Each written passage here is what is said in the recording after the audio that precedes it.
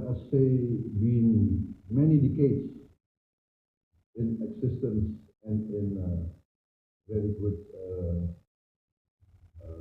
status. It's a very long relationship, and in many aspects of cooperation, in training and education, in military equipment, in joint military exercises, in intensive and extensive exchanges of experts, and also in high-level meetings between our defense officials. So, in general, we agreed to continue this cooperation, and there are some, let us say, some programs that has to be concluded, especially about the POW and MIA recovery from the United States Defense Department for their missing in action and their the remains of their sailors, soldiers, and airmen in Indonesian territory, and we promise to expedite this to conclude all the relevant requirements, and we would like to support this because this is, I think, a very honorable and highly sacred duty of any leadership to bring back their fallen heroes. So, on the whole, I would say, Your Excellency, we had a good meeting. We see a very cooperative road ahead, and we look forward to enhancing this relationship. Thank you. Well, thank you, Mr. Minister, and good morning, everyone. I guess it's afternoon now, but good afternoon. Mr. Minister, thanks for inviting me to Jakarta. It's great to be here. And I'm especially pleased to be arriving on the heels of President Biden and only a month after your visit to the Pentagon. The frequency of these discussions between our two democracies underscores the importance of our partnership. U.S. friendship with Indonesia stretches back more than 70 years, and the scope and scale of our defense cooperation only continues to grow, spurred by both our converging security interests and by our commitment to shared principles. Now, we're meeting as the world is grappling with assaults on the rules-based international order, especially Russia's cruel and unprovoked invasion of Ukraine. And it's especially vital now that like-minded countries come together to uphold our shared principles, including the rule of law, freedom of the seas, and respect for sovereignty and territorial integrity. So I applaud Indonesia for its votes at the UN General Assembly earlier this year, condemning Russia's illegal aggression against Ukraine. Those principled votes reinforce Indonesia's role as a global leader. And in its own region, Indonesia has shown impressive strength in defending your sovereignty and the region's security. Mr. Minister, the United States is proud to partner with you as we work together to advance our shared vision of a free and open Indo-Pacific. During our meeting today, Minister Prabowo and I discussed ways to deepen our partnership, including through expanding interoperability and increasing investments in defense education. Now, for more than a decade, our forces have exercised alongside each other. And we continue to expand the scope and complexity of our engagements. Earlier this year, Indonesia hosted a Super Garuda Shield with more than 4,000 combined forces from 14 countries, making it one of the largest multinational exercises in the region. Our military leaders have also long trained and studied together. In fact, the professional military education and training exchanges between our two countries date back to 1970. Since then, more than 7,000 Indonesian military and civilian personnel have been educated in the United States. We provided more than $130 million in training and education funds to Indonesian students. Our own defense leaders have also benefited from Indonesia's outstanding institutions. More than 100 American military officers have been educated here, and we continue to invest in the future.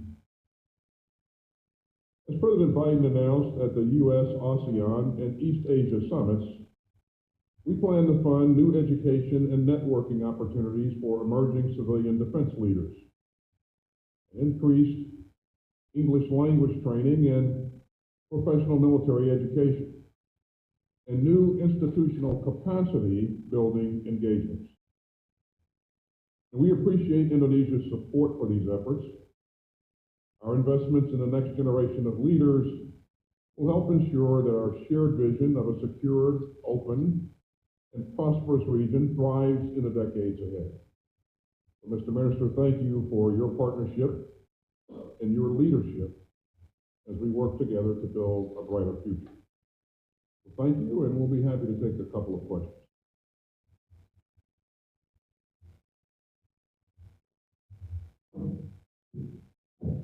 Thank you, sir. My name is Adi Martin from Angkatan Security. I will deliver one question, the same question, to Pak Prabowo and Secretary of State. You spent more than 1.5 hours in your conversation with your special group. Is there any something about South China Sea you are discussing about? What does the U.S. perspective about this, and also from Indonesian perspective, because Indonesia is a traditional leader in ASEAN. If Indonesia can play more important role in South China Sea, in my view, it will help your point of view from freedom of travel and something like that. Thank you. Yeah. Okay. I'll say that first of all, we are two of the largest democracies in the world, and we share common values. And those common values, I think, are instrumental in helping us to continue to build very, very strong bonds. You've heard us both talk about what we're doing and training together in our opening comments, and what we're going to do to invest in professionalization of the force going forward. I think that's very, very important. You are correct. Indonesia is a leader in the region, and because we share common values and a common vision for the region, we want it to remain free and open. There are a lot of things that we can and will look to continue to do together. And so I think what we'll focus on going forward is making sure we continue to build on interoperability, and we'll focus on modernization of capabilities, and I think those things will be instrumental to us, both of our nations going forward. I would like to add our perspective. As Secretary also mentioned, we have converging interests also. United States is a great world trading nation. Indonesia is also a trading nation. We depend on freedom of navigation for our trade, for our exports and our imports. So it's the interest of all trading nations to have a zone of peace and stability. And I would like to I would like also at this point to emphasize that Indonesia always takes the position of trying to maintain the best of relationships with all nations, especially all major powers. And we have openly uh, declared many, many times that we consider China to be a friendly nation to Indonesia. And our way of managing uh, possible misunderstandings, possible uh, differences of opinions in matters of territorial waters, etc., we consider we will be able to resolve them with dialogue, with friendly attitude and friendly relations. However, we do emphasize that uh, Indonesia will defend its sovereignty and will defend our independence. So we hope we hope and we will work together uh, jointly, and we will do our best to maintain friendly relations in this region. Therefore, we have mechanisms such as high-level meetings between our leaders. As you know, President Biden and President Joko Widodo had a good meeting in Bali. Also, President Joko Widodo and President Xi Jinping had a good meeting also in Bali. And I just came from People's Republic of China, the invitation from Minister of Defense Wei Fenghe, and immediately after that, I'm greatly honored to host Secretary Austin. And being good friends to both, we consider ourselves, we can help in maintaining communications, maintaining relationship that can manage possible rise of tension. Itu jawaban saya.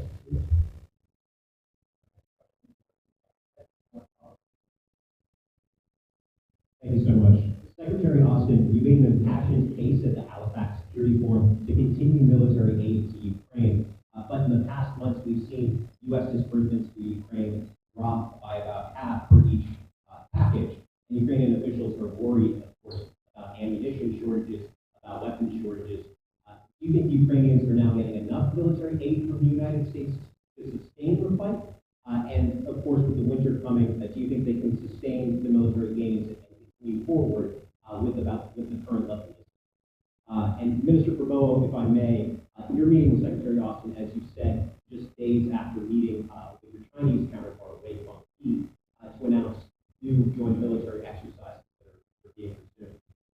But despite pressure from Western allies, you haven't dropped Indonesia's defense deals with the Russian and Chinese, and you don't have many specific deliverables to announce today. Does this signal at all that Indonesia is moving more towards China as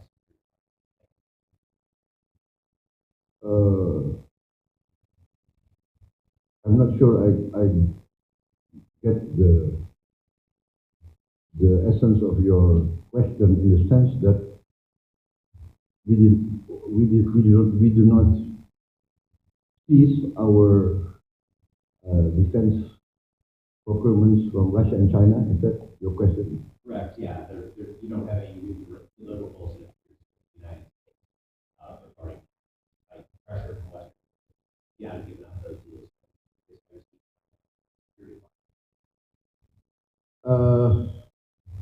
We have a long-standing relationship with Russia and China. We have relationships with Russia for many, many years. Our military uses Russian equipment. This is from many decades, many decades. And as I mentioned just before your question, uh, our relationship with China is also very good. So our American friends know this and respect this. And our American friends do not pressure us, have never pressured us to cease our relationship with China. So we value our relationship with China. And as an independent and sovereign country, we reserve the right to use and acquire equipment from many, many countries. That's, I think, my answer. Jack, yeah, Jack, in terms of your question on Ukraine, I think you know, to this point, we've provided over $20 billion worth of assistance to Ukraine. And we've heard us say that we'll continue to support Ukraine for as long as it takes. And you also know that this is an international effort, and you know that the entire well, I host a Ukraine Defense Contact Group meeting every month that consists of ministers from not only from NATO, but also from other countries around the globe. From the very first meeting, they have remained very committed to providing Ukraine as much assistance as we can provide Ukraine for as long as it takes. We've seen Ukraine use that assistance in very artful ways, and they've been very successful on the battlefield thus far. We've seen them take back, we've seen them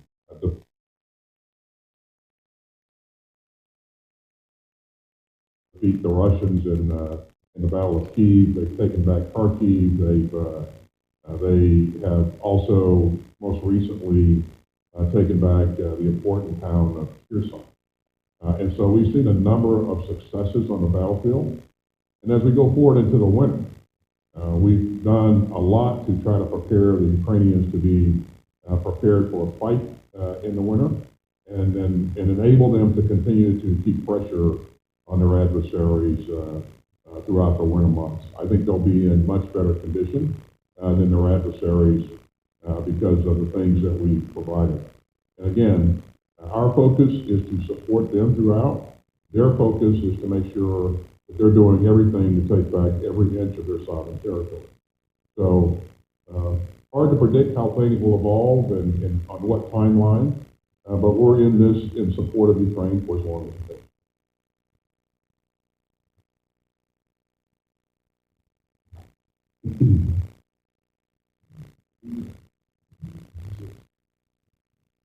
My name is Lloyd from Bertemu newspaper. My question is about active in procurement regarding the transfer of technology aspect. Mr. Prabowo, my question is, what are Indonesia's expectations? And for Secretary Alvin, my question is, what are technology the U.S. willing to provide to have interoperability with Indonesia airports? Thank you. About the F-15, negotiations are continuing, and we are in advanced stages of that negotiation. And I think now it will be dependent on, of course, the Indonesian government to finally decide the go-ahead at this time. Because, as you know, the priority of the government now is to control the COVID-19 pandemic and to be prepared for the impact on the food situation, food security of Indonesia, and the impact on inflation caused by the rise of the energy prices around the world.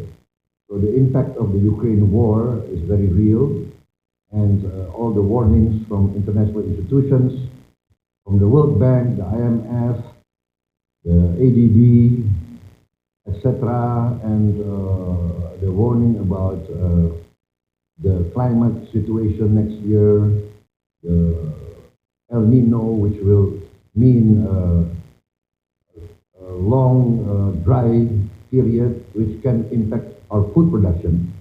This, of course, will factor in the final decision of the Indonesian government.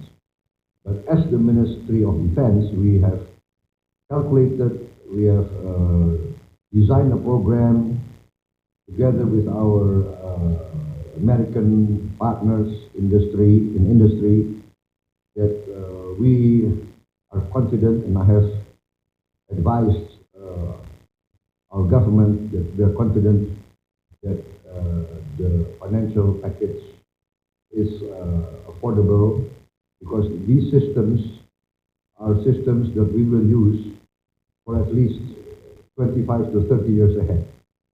And we are in close discussions with Boeing for joint cooperation with our aviation industry, PTDI, GNF, and sebagainya. Thank you. Well, we certainly support the minister's efforts to continue to modernize the defense systems and capabilities. And we want to be helpful in any way we can, continue to be helpful in any way we can. As you know, we already have a healthy contingent of F-16s. The F-15 platform provides additional capability, and those two platforms complement each other.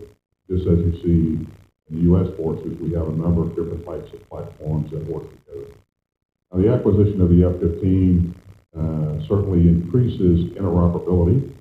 It enables our ability to share information, and as we train on those platforms, we'll train together to make sure that we're using common policies and practices, and I think that will increase the overall capability of overall capability in terms of total capability. So I think this platform brings a lot if the leadership decides to go that route. I hope they do. But again, in terms of specific instrumentation and capabilities, that's not something that I could address in this board.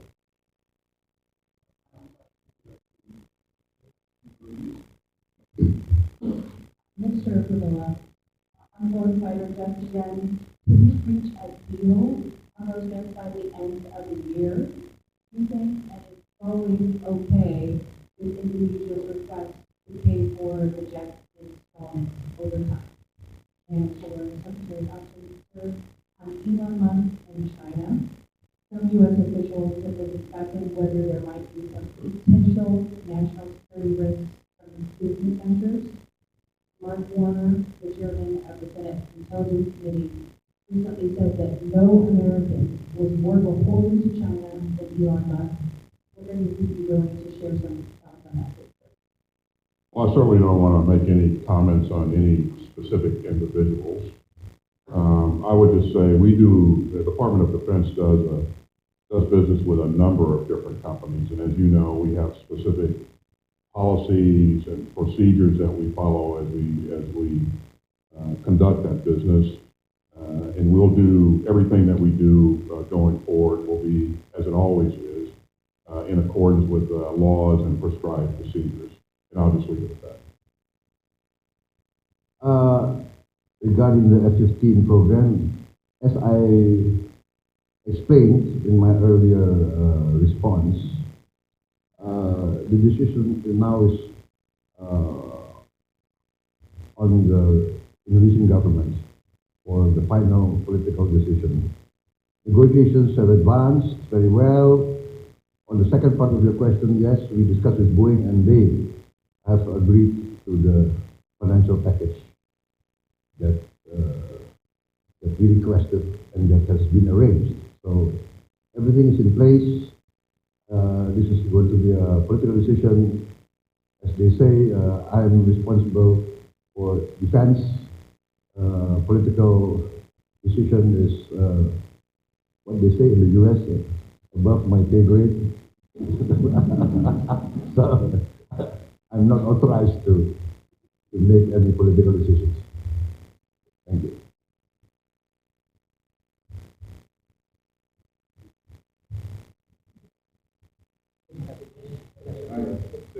Okay, thank you very much, ladies and gentlemen. Thank you very much.